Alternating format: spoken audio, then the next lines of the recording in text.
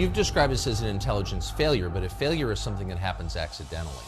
None of the intelligence that was coming up talking about the storming of the Capitol, killing members of Congress, or killing my police officers was ever discussed at the conference calls that I was on, at least. That doesn't seem to make sense at all. It doesn't make sense. I'm looking at my men and women having their asses handed to them, and my first thought was, fuck it, I will take whatever discipline there is. Once things got out of control, for 71 minutes, Pelosi refused to allow you to bring in the National Guard. Why don't we have answers? It doesn't seem like people really want to get to the bottom of it, and it gets worse from there.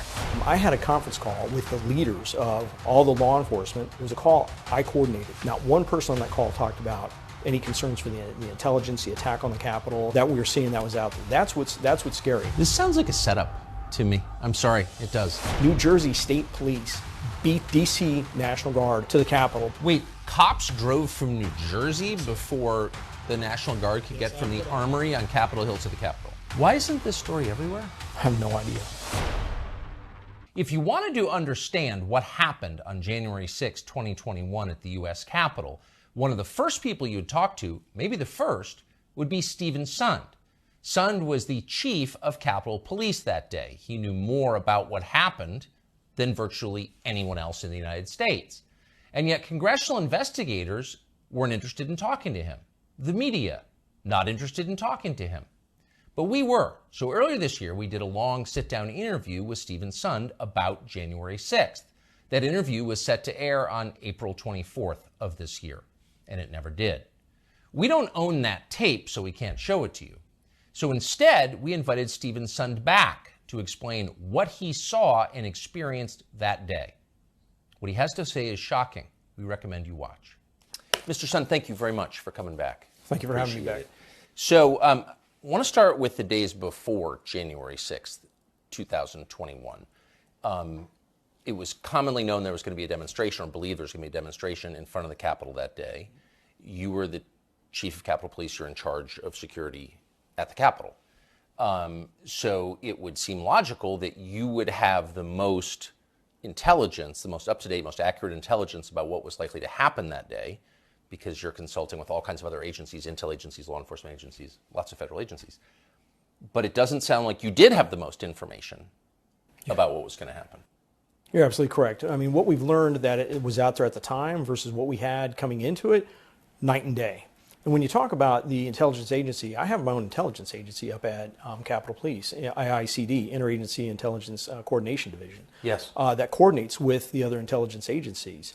And now, we're seeing the intelligence I was getting coming into it was indicating this was going to be just like the previous MAGA rallies, the November and December rallies that we had, where we had limited skirmishes. We had some skirmishes afterwards down by BLM Plaza with some of the Antifa groups and some of the BLM groups.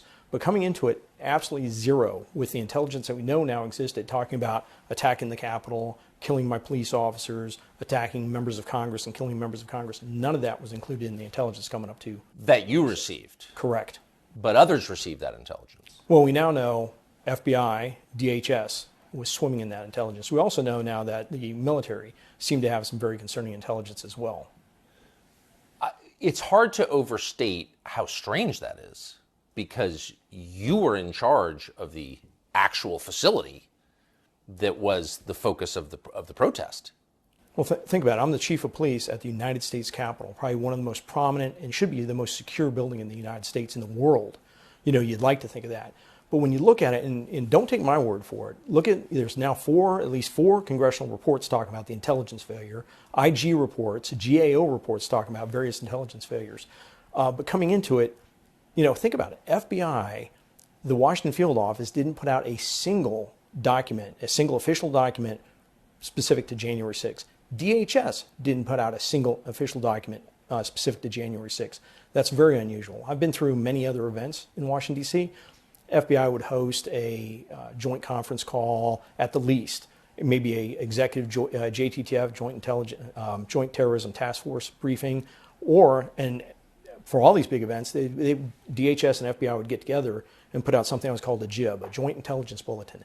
Zero for January 6th. So you've described this as an intelligence failure, but a failure is something that happens accidentally. And I don't see how this could be accidental. So walk us through the contact that you had with DHS and FBI in the days before January 6th. So my contacts with those agencies or the other law enforcement agencies would have always been through my IICD. Yes. They were the ones that was the conduit. We're a consumer of intelligence. We had turned to the intelligence community to get the latest intelligence.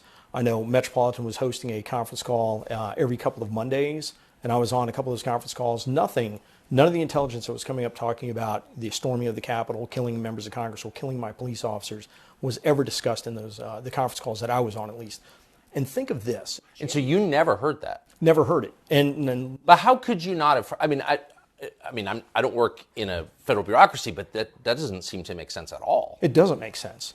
Think about this. On January 5th, the day before the attack, at 1 p.m., I think it's 1 or noon, I had a conference call with the leaders of all the law enforcement, Conti from Metropolitan Police Department, Steve D'Antuono, the director of the Washington Field Office for the FBI. Nobody from DHS was on. I hadn't thought about that, but all the law enforcement that was down there. I had the Military District of Washington, General Omar Jones, on the phone with me. I had the head of the National Guard, General William Walker, on the call. It was a call I coordinated. Not one person on that call talked about any concerns for the intelligence, the attack on the Capitol, the threats to officers that we were seeing that was out there. That's what's scary. But to be clear, do we now know for a fact that the people on that call knew about those threats and didn't mention them to you? So this is what we know for a fact, and I'll tell you, I'm not the only chief that was in the dark. You look at Robert Conti, head of the largest police department in Washington, D.C. He also said the same thing. He wasn't getting the same notifications like the Norfolk memo that came out the day before. He didn't get it. So Steve D'Antuono, who's the Washington Field Office FBI director, you look at the GAO report that came out February of this year. It talks about multiple emails. Is the GAO report, or it's a Senate report that just came out in July, just last month. Talks about multiple emails going to Steve D'Antuono on Sunday, Monday, and some probably Tuesday, just the days before, talking about the violence that they're predicting coming up to the Capitol. And I have a video call with him on that Tuesday, and nothing said about it. I mean, he didn't mention it. Not a word, not a word. So, not to repeat myself, but that just does not make sense. It doesn't. It doesn't, especially when you think about this, the military, the United States military. And this gets really convoluted once you get into the response on January 6th and how I was delayed getting resources. You have the United States military, Secretary of Defense, or Acting Secretary of Defense Miller, and General Milley had both discussed locking down the city of Washington, D.C. because they were so worried about violence at the Capitol on January 6th. On Sunday and Monday, they had been discussing locking down the city, revoking permits on Capitol Hill because of the concern for violence. You know who issues the permits on Capitol Hills for demonstrations? I do. You know who wasn't told? Me. Instead, on January 4th, what does Miller do? He puts out a memo restricting the National Guard from carrying the various weapons, any civil disobedience equipment that would be utilized for the very demonstrations or violence that he sees coming. It just doesn't make any sense. Wait. So the military says we're so concerned about potential imminent violence that we are considering shutting down the city, but at the very same time they decide that the National Guard can't adopt an aggressive posture to protect the city. They're deploying because they're going to be deploying National Guard to assist Washington, D.C. with crowd control at metros and some of the traffic control areas. But they put this out on January 4th, specific to January 5th and 6th. And this direction affected the National Guard in Virginia and Maryland. When I was calling, begging for assistance on January 6th, they weren't allowed to respond at first. You look at Governor Hogan. He did a press conference saying he was begging to respond, and he was being denied by the Pentagon, all because of the memo. So why? You know, you begin to wonder why, and especially when you look at things like something that I recently came across when you talk about the military.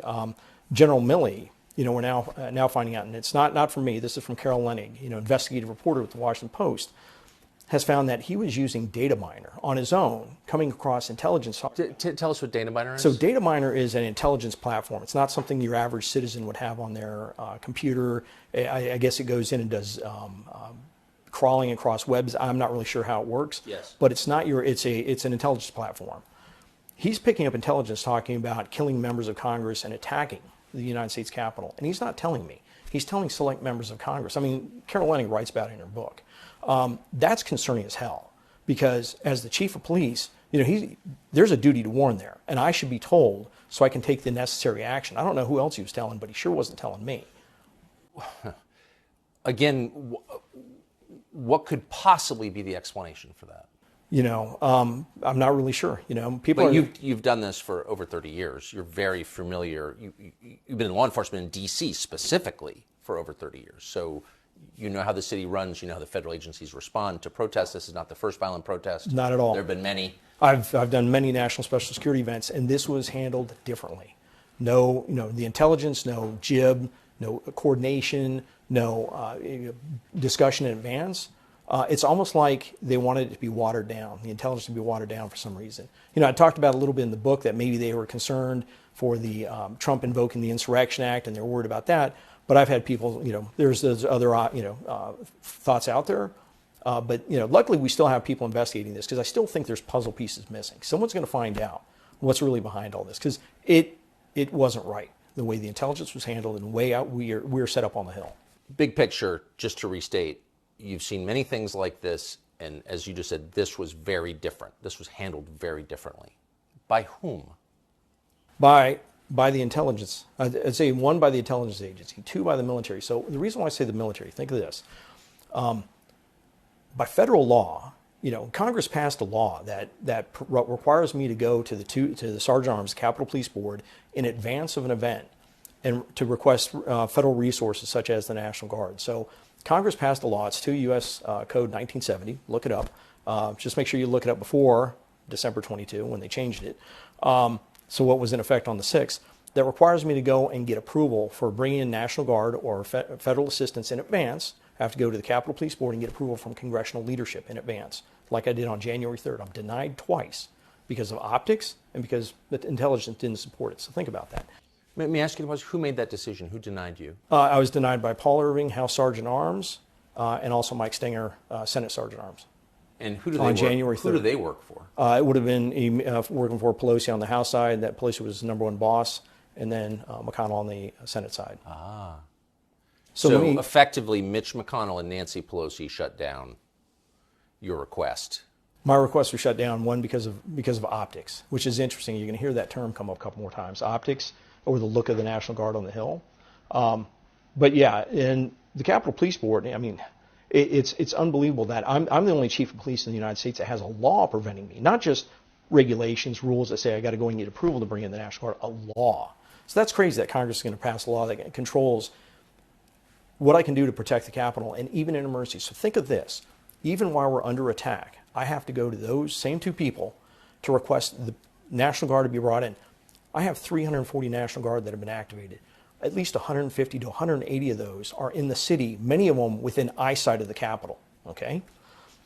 We get to come under attack at 12:53. 12:55, I called the Washington, D.C. Police Department. I talked to their Assistant Chief, Jeff Carroll. Thank God I had talked to him at 10:59 in the morning and asked him if he could possibly put some additional resource on Constitution Avenue. And he had some CDU platoons up there. Called him, said, hey, please send those in right away, because we knew as soon as they came up to their west front, they started attacking, it was going to be bad. 12:58, I make my first call to the Sergeant Arms, saying, hey, it's bad, we need assistance, I need a declaration of emergency, I need to bring in the military immediately and federal resources. I'm told by Paul Irving, quote, I'm going to run it up the chain, I'll get back to you. The chain is Pelosi. The chain his chain would be up to Nancy Pelosi. He didn't have to do that, but he wouldn't give me authorization. The law says in emergency he can grant me authorization, but he didn't. He said he'd run up the chain. My next call was over to Mike Stenger. He's now the chairman of the Capitol Police Board. Told him the same thing. We're getting our asses handed to us on the wet front. I need federal resources. He said, what did Paul tell you? I said, he's run up the chain. He goes, let's wait to hear what we hear from Paul. Sorry. So for the next 71 minutes, I make 32 calls. I'm in the command center. I'm calling my partner agencies. And by law, one of the first people to offer assistance was the United States Secret Service. And by law, I shouldn't have requested their assistance. I shouldn't be until I had approval. But I'm looking at my men and women having their asses handed to them. And my first thought was, fuck it, I will take whatever discipline there is. Send me whatever you got. And that's the one text Secret Service turned over. You know how they lost all their texts? Yes. It's the text between their Chief Sullivan and myself. Thank God for him. But I don't. You make this call immediately to the House Sergeant Arms, who reports Mr. Irving, who reports to Nancy Pelosi. He Correct. says, "I'll call Pelosi." He says, "I'm gonna run it up the chain." Run it up the chain, but that is the chain. I hear you. I got you. I want to tell you exactly what he said to me. What happens then? Does he get back to you? So for the next 71 minutes, I make the 32 calls to a number of agencies. 11 of those calls are follow-up calls. And look in the Senate combined report from 2001. They have a great infographic of the call after call after call after call. 11 times I call in the next 71 minutes going, where are we on the approval? Where are we on the approval? Just any minute now. Any minute. I'm going to get any minute. Finally at 2:09, 71 minutes later, 2:09, I'm finally given approval. Think about that. 71 minutes later. I immediately call Mike Stinger, say we've got approval. I was so pissed off, I made sure that the watch commander, I'm in the command center, I yelled to John Wisham, the lieutenant, that's my watch commander. I said, John, mark the time as 2:10. I finally got approval for the National Guard. I was that mad. So what is I just want to pause on this for a minute. That's it's almost unbelievable. So this is an event that Pelosi herself has likened to Pearl Harbor and 9/11, the worst thing that's ever happened on American soil. And she's in charge of allowing the National Guard to come in and respond, but she doesn't for 71 minutes? What is that?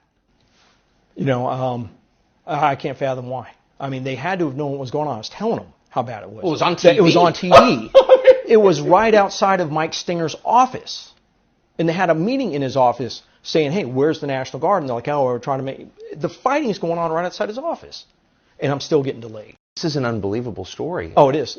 Now get a kick out of this. Has anyone ever explained this? It's verbatim in my book. I have details. The whole chapter on January 6th is almost 100 pages long. But I don't understand. So we're only 10 minutes into this, and you've told me two things. One, the other federal agencies withheld critical information from you in charge of security at the Capitol before January 6th. And once it started and things got out of control, for 71 minutes, Pelosi refused to allow you to bring in the National Guard. So those are two of the biggest questions from January 6th. And my question is, why don't we have answers to why that happened? It doesn't seem like people really want to get to the bottom of it. It really doesn't. And it just gets worse. It gets worse from there. I'm sorry to step on your story. It's shocking. It is. It is shocking to think that we should be a coordinated security apparatus. There's regulations. There's procedures for defense support for civil authorities. I've taught it for the military. They don't realize they brought me in to ask me to actually teach this for foreign governments coming to visit. There's a process for when law enforcement needs help and we dial 911. It's to the military. And that failed. That failed miserably because of the law Congress passed and the denial I was receiving. Well, it sounds like it was prevented. So Paul Irving, the guy who had, you're saying, the statutory authority to give that okay, has he ever explained why he didn't? Oh, they had him and he testified at the Senate hearing in 2001. 2021? I'm sorry, 2021. My apologies. Thank you for catching. A couple of times he disagreed with my recollection. I can tell you my phone records. I turned them over immediately. I fought to testify. They didn't want me to testify in the Senate hearing. I fought to testify. Why wouldn't they? Oh, there's so much here. Why? Who didn't want you to testify? So when you're the chief of Capitol Police on January 6th. I mean, you and me are on lockstep with this, and my story hasn't changed in 2.5 years. So when they first put out the notice and they were talking about having the hearing, it was only for current employees that were still in place. No one that was no longer in place in their position in security. So think about that. Initially, when they put out the request to have, they were talking about having the hearing, it would have excluded Paul Irving, would have excluded Mike Stinger, and it would have excluded me. Only 3 people. The 3 people at the top of the security apparatus. So the Democrats, I think. Well, it was joint. It was a combined joint. Sorry. I hear you. I'm sorry. You're absolutely right. Yeah. Of course. The Uniparty intentionally excluded the 3 people who would know the answers to the key questions. Yeah, the original plan was to exclude them. I immediately called somebody I knew on the Rules Committee and said, please let me testify. I will be there in person. And I still remember, she said, you'll show up in person? I said, I promise you, I will be there in person. I want to testify. And I was the only one that showed up in person. It just seems like the denial of your request to have National Guardsmen who are within eyesight, you saw them, to have them help, that's a pivotal moment on that day. Mm-hmm. And we know the name of the man who made that decision, and we still don't know why he made that decision. And that's just shocking to me. Has he ever answered that question? No, he's never answered that question specifically that I'm aware of. And I do know when they were talking about the J6 committee coming out, I think it was Representative Benny Thompson that had said Speaker Pelosi is off limits. So they wouldn't get any of her records or phone records. What do you mean she's off limits? I believe that was one of the things he said, that her coming into this was she was off limits to the inquiries of the January 6th. Well, she was running the House that day. I hear you. I mean, if we're truly trying to get to the bottom of this, trying to find out what happened. Other than that, Mrs. Lincoln, I mean, that's insane. You know, you would be getting everyone's records. I've been forthright. All my phone records have been turned over. And like I said, there's a description of all the numerous calls I made requesting approval. Think about it. In that 71 minutes, I called in 17 police agencies, 1,700 officers to help us get the Capitol back. And I also made those 11 calls trying to find out where. You are as precise as an airline pilot in your recollection of things. So yes, I think everything you have said is provable. Mm-hmm. I mean, these are not. The book's all based on fact. You can go through it. I reference all the facts I have. Footnote. You get access to a lot of the intelligence. I mean, you know, it's fact. And my story hasn't changed in 2.5 years. So I'm just to circle back to this Paul Irving, who played a pivotal role. I think whose name is unknown to most people, even people who follow what happened on January 6th. What happened to him? No idea. He disappeared shortly thereafter. Haven't heard much from him. Had a couple of conversations with Mike Stinger before he passed away, but nothing from Mr. Irving. So he was House Sergeant at Arms, and then when did he leave after January 6th? So it's interesting. So he officially left the 7th. But his signature is on a document making my assistant chief of intelligence the chief of police on the 8th. It's kind of weird the way it worked. But so I guess he was out the 7th or the 8th. Was he close to Pelosi? Oh, yes. Was he? Oh, yeah. He was a very loyal. It's interesting. He was able to go between Republican and Democrat pretty well. He knew how to play the political game on some level. But he was extremely loyal to Nancy Pelosi. And it's unclear what happened to him after he left. No idea. The Capitol. Yeah. Has he done, to your knowledge, we haven't found any, but interviews about not that I'm aware of. No. Was he called to testify before the January 6th committee? Do you know? I believe he was. I believe there may be. I'm just drawing a blank right now. Written testimony of his. I know he was one of the two that showed up in 2021 for the Senate hearing. He was on video. So was Mike Stinger. And they were asking him about, his recollection of when I called him, and he was like, I don't recall that. Now I had my first timing wrong when I went and asked for the initial National Guard. I originally thought it was January 4th, which was Monday. It was January 3rd when he denied me the first time. Even though he apparently, or certainly federal agencies, had intel suggesting this was going to be a bigger than normal protest and could be violent. Absolutely. Now, when you look back and you see some of the intel that was out there, and I reference a lot of it in the book, there's intel talking about going up and killing the palace guards. Those are my officers. There are intel talking about using chemicals at some of the entry points. There's intel indicating that they've done surveillance on some of the entry points at the Capitol. None of that's been included. They talk about burning down the Supreme Court. They talk about different attacks on different members of Congress. And they talk about storming the building. Not a single word of that is included in any of the intelligence assessments. And a matter of fact, my intelligence unit is putting out documents on the 4th, 5th, and 6th indicating a low probability of civil disobedience. What? Yeah. So, I mean, if you were, and I'm not, but if you were conspiracy minded, you might think that certain agencies concluded there was likely to be chaos at the Capitol, and that served their political purposes, and so they let it happen, and they prevented you from stopping it. When you tie that into a number of other things that happen, and if you haven't been, I'd love to take you through some of the military stuff really quick. And I hope you will at length. And can I just ask, I think most people don't understand that the U.S. military would have a role in a domestic political protest. Why would the U.S. military, which we pay to fight wars abroad, be involved in a protest in the United States? So the way it would work is, like I said, through a program. A lot of times the military will come out, they'll do support for civil authorities, whether it's COVID response. They did it during the avian flu, but they'll also do it during civil disobedience. We've used them I've activated and sworn in hundreds, if not thousands, of National Guard troops for IMF World Bank, for inauguration. So we'll have them to help line the parade route. just to help us fortify the perimeter.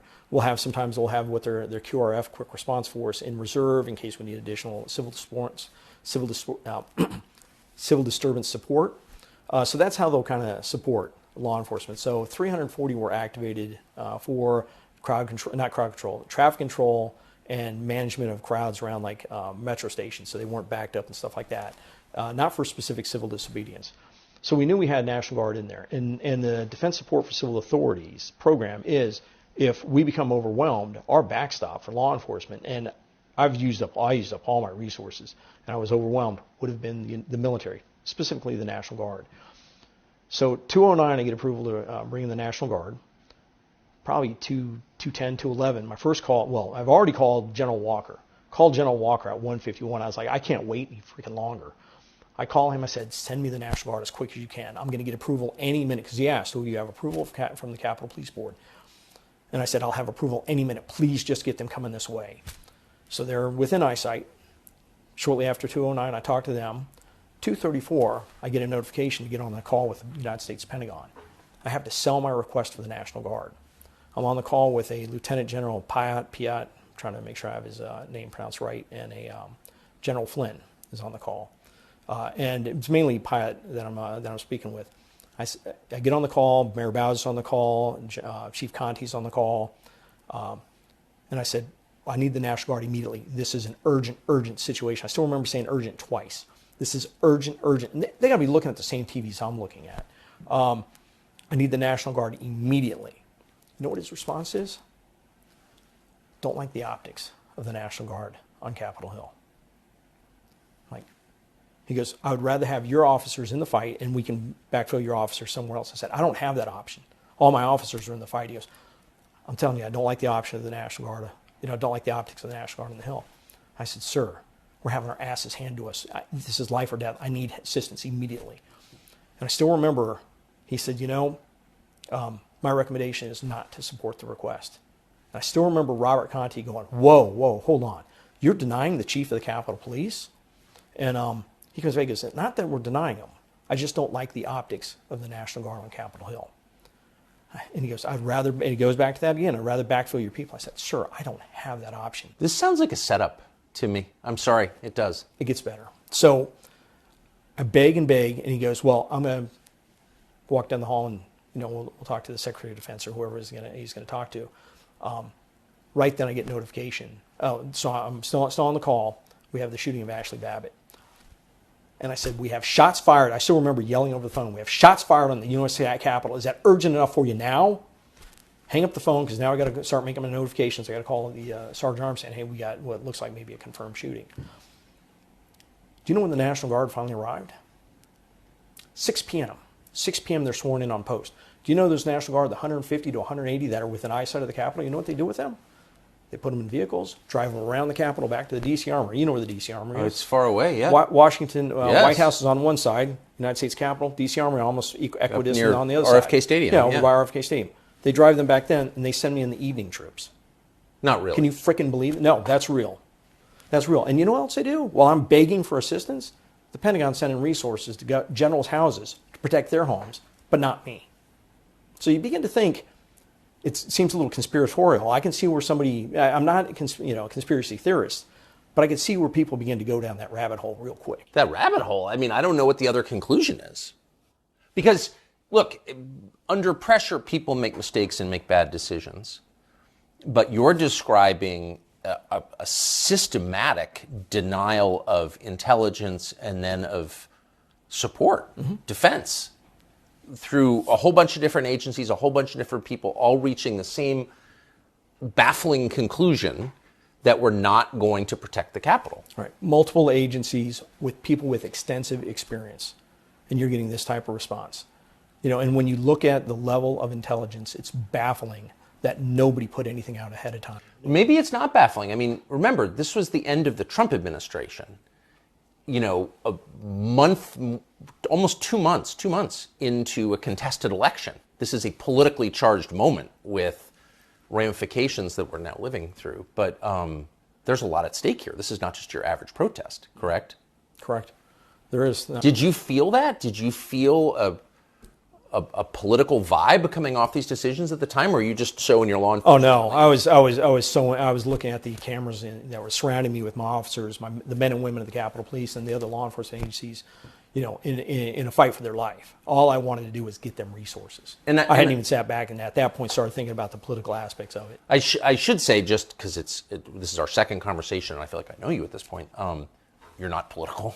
I mean, you were a beat cop who rose and became a chief of police, a very prominent one. And so, but you never, you weren't like working in politics on the side like a lot of these people. No, and you'll find if you look through it, and I talk about it in the book, I try and be as apolitical as possible. I can tell. Because I think that is extremely important in the application of law. I'm a rule of law type of guy, but especially being in Washington, D.C. in special ops, we did demonstrations all the time, First Amendment activity.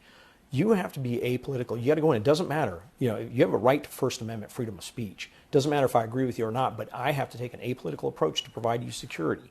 And I believe it's important. You don't need to know what the political leanings of a cop are that's stopping you on a traffic stop. You shouldn't. You should never know that. So I'll always be apolitical when it comes into law enforcement because that's how it has to be. Amen. So by the time the National Guard actually show up at 6 p.m., they're not needed, correct? The fight's over. So the whole time they were concerned about the optics of the National Guard showing up. They show up. I have an official swear them in as special police officers. They take them. They line them up with their shields. All the protesters are off. They line them up with their shields, and they take a couple of pictures for military magazines and stuff like that of them lined up with the Capitol in the background. The very optics they said they were so concerned about. They took pictures from military magazines? Think about it. You can look it up. You can look up on some of the, go online, look like up. we're the heroes of January 6th? Yeah, hey, we're the heroes of January. Yeah. So, and I appreciate I come from a military family. I appreciate the men and women in military. And I will tell you, when they finally showed up, New Jersey State Police beat them to the Capitol before the D.C. National Guard arrived at the Capitol. I had D.C. National Guards, men and women, that were infuriated. They were so pissed off that they weren't allowed to respond. They were extremely upset. Wait, cops drove from New Jersey Yes, sir. before the National Guard could Yes, get from I'd put the out- Armory on Capitol Hill to the Capitol? I'd put out a request, a mutual aid request that went all up and down the National Capital Region, went up to... Why isn't this story everywhere? I have no idea. General Walker even said, he called me up, he said, Steve, I felt so bad. I pulled up on the scene. He's the head of the D.C. National Guard. He said, I pulled up on the scene and the New Jersey State Police beat us to the Capitol. He said he wasn't allowed to go. He repeatedly wanted to go and the Pentagon wasn't allowing him. And yet the Pentagon celebrated the guardsmen who showed up at 6 p.m. when everything was done as heroes. Meanwhile, they send other guardsmen to protect the homes of generals. Yeah, they send other resources. I don't know if they're Guard or Pentagon Force Protection or what, but the kicker is this. The Department of Defense, and they interviewed me. I would have been interviewed by anybody because I'm telling the truth. They interviewed me. I provided them all my phone records. They were part of all the records. They put out a report saying the actions of the United States military was appropriate considering the circumstances. Was appropriate? It's online. Yeah, go look up the No one apologized. No one apologized. They said No one was fired. Their actions were appropriate. They had an emergency response authority under DISCA to respond immediately, and they didn't. Do you think that the Pentagon was gathering intelligence before and during January 6th? Well, when you look at the fact that, Milley and Miller, specifically Milley was talking about locking down the city, he had to have some pretty damn concerning intelligence. That's a pretty big stretch for the government, for the military to talk about locking down the capital city and revoking First Amendment permit.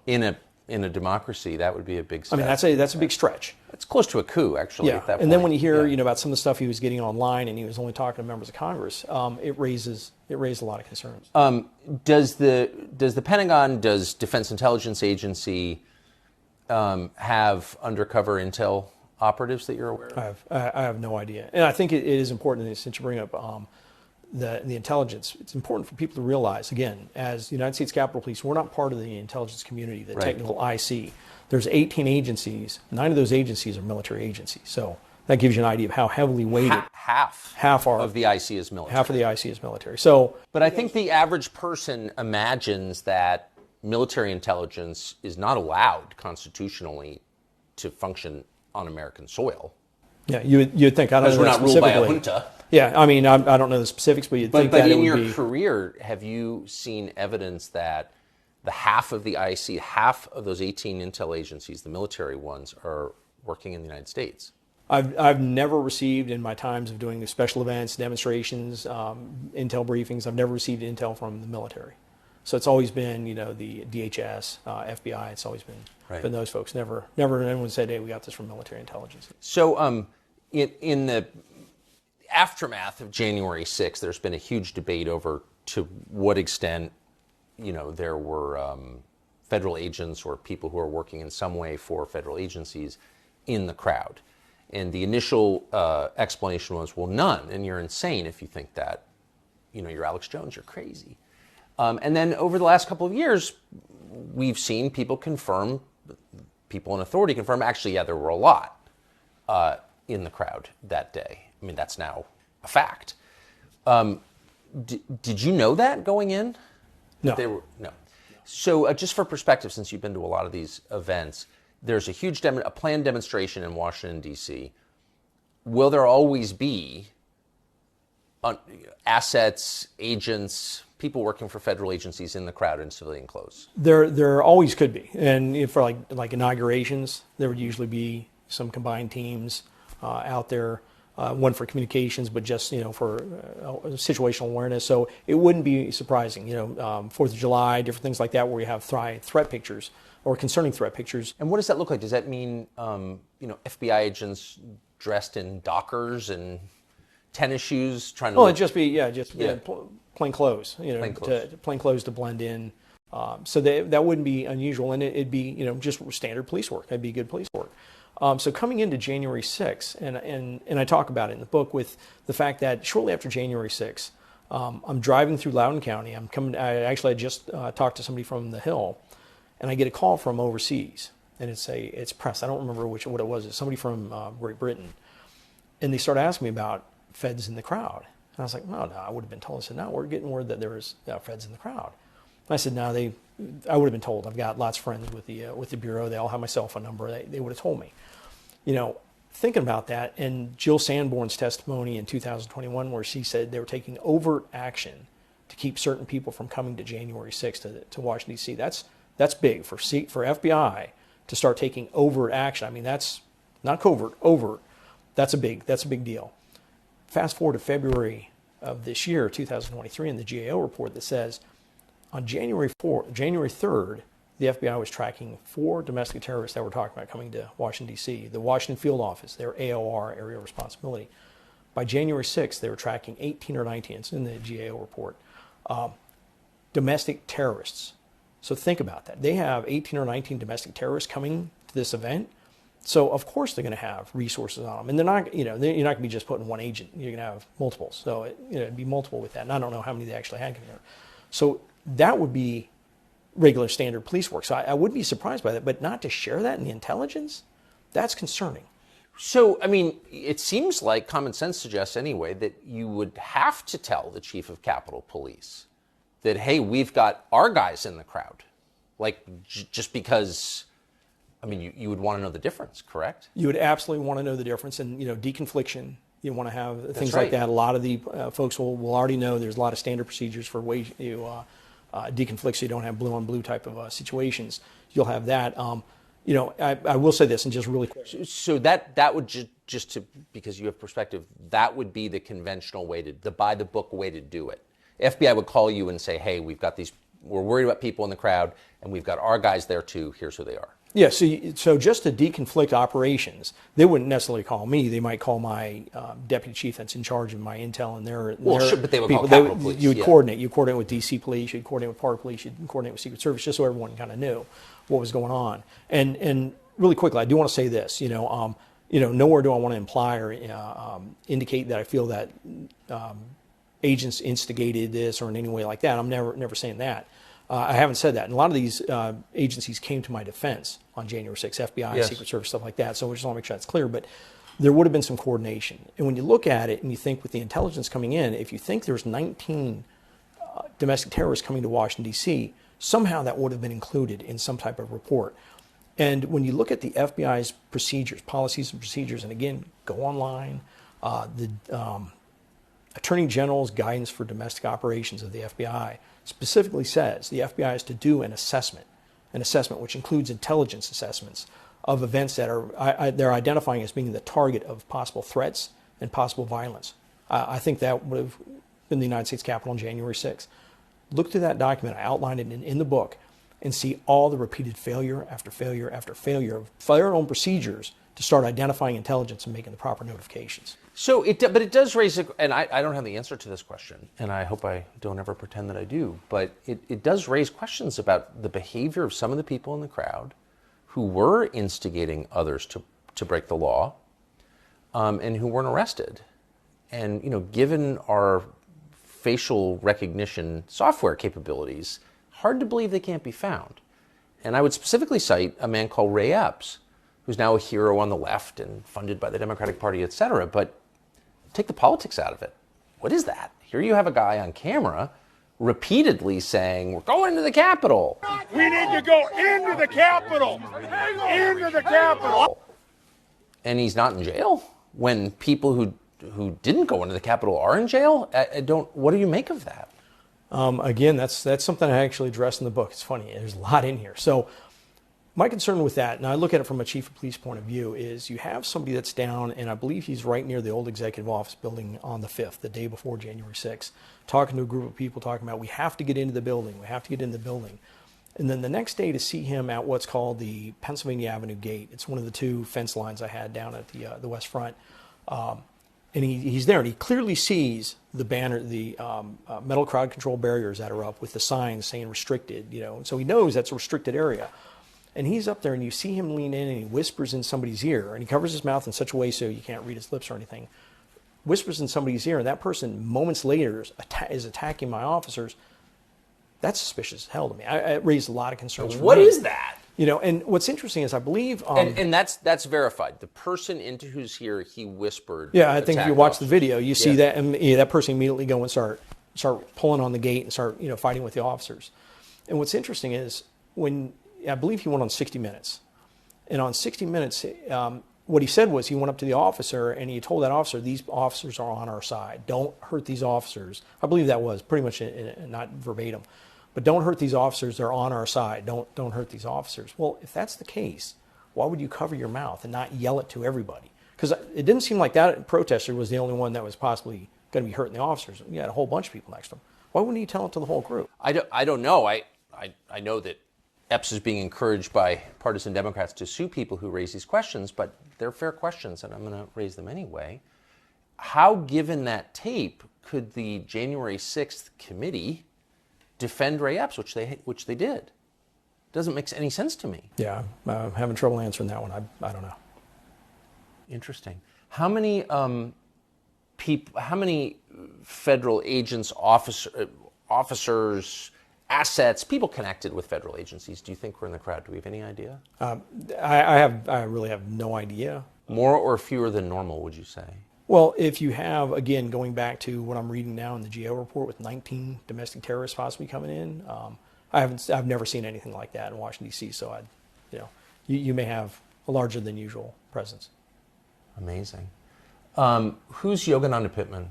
Yogananda Pittman was my assistant chief for intelligence and security. Okay. So did she have the intelligence that you didn't have? I don't know. What do you mean you don't know? I don't know. You don't know what you don't know. I don't know. Good point. I don't know what she had and what she didn't have, but I do know that when you look at it, and we immediately knew. I mean, anybody immediately knew. One of the first things you start thinking about is this an intelligence failure? So think about it. We go through January 6th. I was begging for the National Guard, refused before, refused during it. We get the Capitol under control. I get them to where they can go back into session. 7:30, they elect to go in at 8, and then the House goes in at 9. But nonetheless, so think about this. The very next day, less than 24 hours after we got control of the Capitol, Nancy Pelosi goes on national TV, blames the leadership at the top of Capitol Police, calls for my resignation on national TV, and then lies about me. Okay? The very next day, puts Yogananda Pittman as acting chief. But Yogananda Pittman, you just described her as the head of intelligence for Capitol Police. Correct. So if there was an intelligence failure, which again doesn't seem like a failure, it seems very intentional to me, but if there was such a failure, she'd be responsible, correct? Or she'd be in the chain of responsibility anyway. Well, I mean, she was the head of intelligence. So if there's an intelligence failure, my thing is, do a proper analysis. Why do a knee-jerk reaction? I mean, putting her in charge. I mean, she ended up getting a vote of no confidence, so she didn't get the position from the police officers because many were upset with what happened. Where did she wind up? Where is she now? Yeah. She's chief of police for the University of California, Berkeley.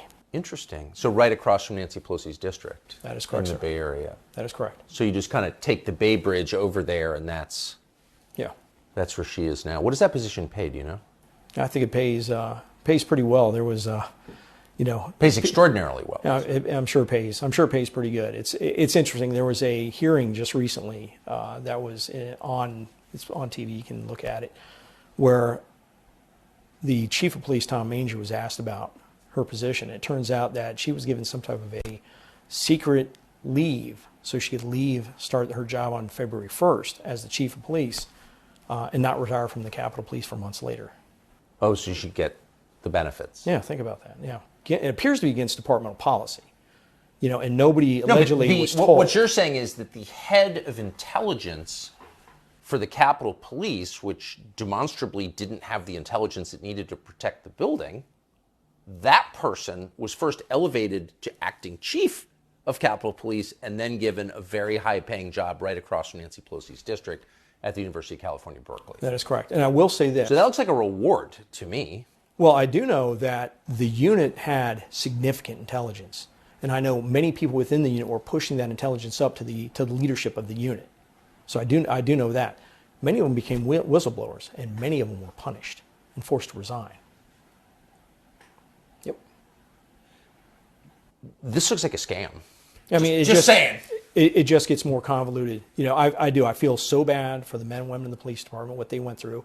I feel so bad for the intelligence analysts and what they went through. Many of them, it was really, really bad. I feel bad for the officials that were either demoted, forced to resign over this, forced to retire early.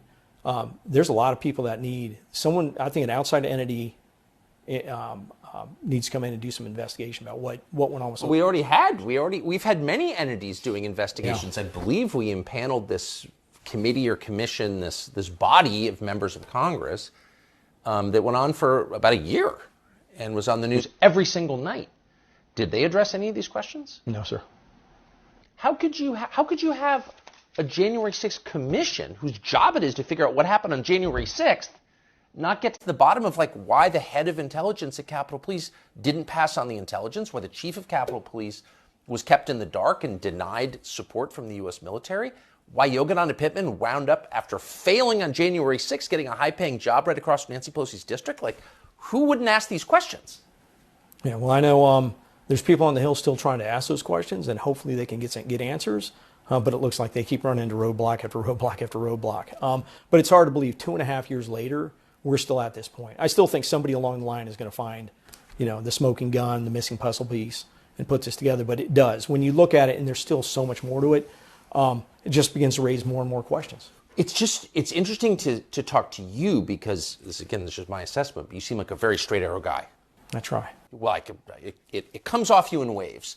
So, and I mean that as a compliment, but how long did it take you to realize there's something very strange going on here? I knew there was something strange going on pretty soon. When I was running into the issues with them not wanting me to testify, I was like, this starts getting a little weird.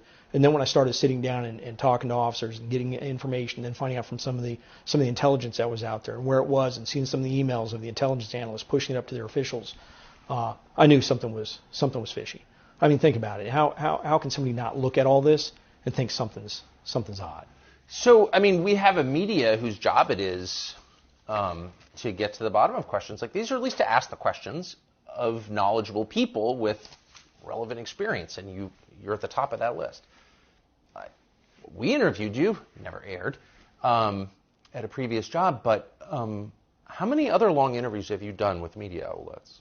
Long ones, not very many. I actually can't think of any. I've done 60 Minutes. That's probably about the longest. And how long, from your 60 Minutes interview, how much of your account wound up on television, do you think? Estimate.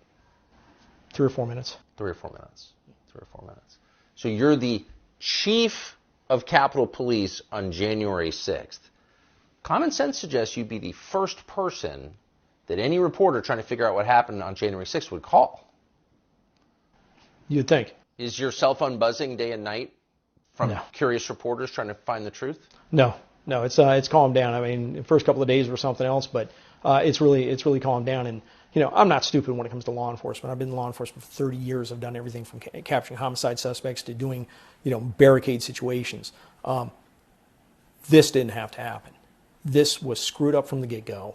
Didn't have to happen. Numerous opportunities to prevent it from happening. Numerous opportunities from preventing my men and women from going through what they had to, and it never happened. There was never that opportunity to stop that train. There's always a concern that politics will infect law enforcement and the justice system more broadly. And I think you've thought about this. It's one of the reasons I think you said we need to be strictly apolitical in the way we administer law enforcement. It does seem like things have changed. And it does seem like politics affect the way we enforce the law. Does it feel that way to you? Yeah, and again, that's one of the things that many things that are in here. I talk about the 2020 riots versus the January 6th attack. The riots in front of the White House where famously St. John's Church was set on fire. Oh, White House, across the country. I talk about the White House, and I talk about an agency that was formed by Congress specifically for the protection of the United States President, the Washington, D.C. Police Department. The White House is under attack, and they are prevented. They are prevented. I know it's not from Chief Newsom. It's from his, he was the chief at the time. It would have been from above him. They're prevented from going on White House grounds and helping the United States Secret Service in defending the White House. So think about that. Who made that decision? Again, all I know is, Newsom's hands were tied. So Mayor Bowser, higher? I don't know. But think about that. Somebody told there was real rioting. In fact, I think that more officers were injured at that riot than were injured on January 6th, I think. Yep. Again, don't take my word, GAO report. More officers injured at the protests up by the White House than on January 6th. And I'm told by Park Police, all charges were dropped, according to the fighting at Lafayette Park and at the White House. There were Secret Service agents bloodied and battered over there. There was a number of federal agencies that were hurt. Structures set on fire. They tried to light the Hay Adams Hotel on fire. That was occupied. Think about that. Charges dropped. No such situation. I mean, when you look at the disparity of how justice is being applied, again, that's scary. That becomes really scary when it becomes politicized like that, and that's what appears to have happened. I mean, it sounds like Trump is the key to all of this. If Trump hadn't been the president, responses would have been very different, don't you think? I mean, if Barack Obama had been president, do you think that someone would have told MPD, the Washington, D.C. Police Department, they couldn't protect the White House? Again, I protect the White House. I see what you're saying there. I don't know. I mean, I think not. Look, I mean, it's a hypothetical. I shouldn't ask you to answer hypothetical questions, but it seems a little amazing. Last question. Thank you for doing this again. I really appreciate it. I think this is important, and I hope that everyone who's interested in January 6th and its aftermath, which really has changed the country, will watch this interview. But looking back after spending your entire life in law enforcement, how have your views changed after January 6th? Yeah, that's a big question. I mean, my views of law enforcement, I still think law enforcement is a very honorable profession. I really, really do. I think it's being screwed up in a lot of cities. I feel bad for a lot of people that are going into it. We need good cops.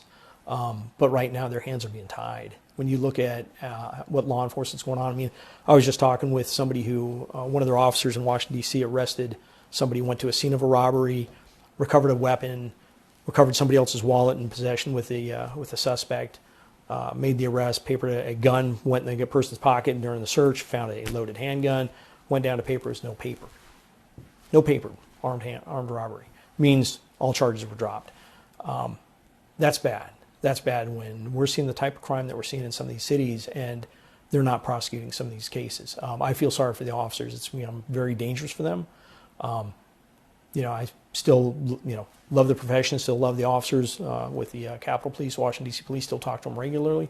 They're going through a lot, and I just don't think they're getting the backing they need. No, they're not. And the effects on the rest of us are And we're seeing it. Stephen Sund, former Chief of Capitol Police, thank you so much. Thank you very much for having me on, Appreciate sir. it. Younger people say the news is full of lies. Kennedy's motorcade. 239 people. The death of Jeffrey Epstein.